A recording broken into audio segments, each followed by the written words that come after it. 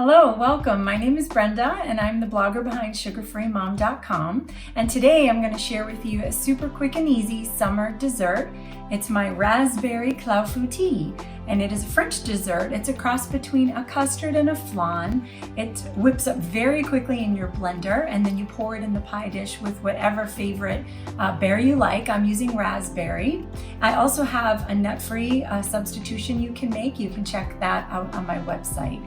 There are 6 nice, big, large servings, and one serving is a total of 6 carbs or 3 net. Very easy to make and very delicious. Let me show you how to make it.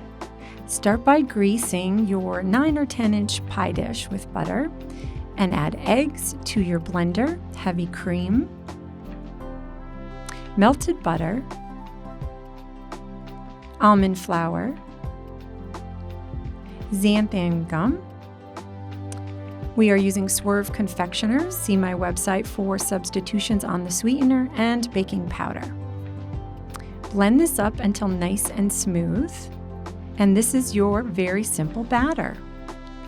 Add half of your berries to your pie dish, pour the batter right over, and then we'll finish with the rest of the berries on top.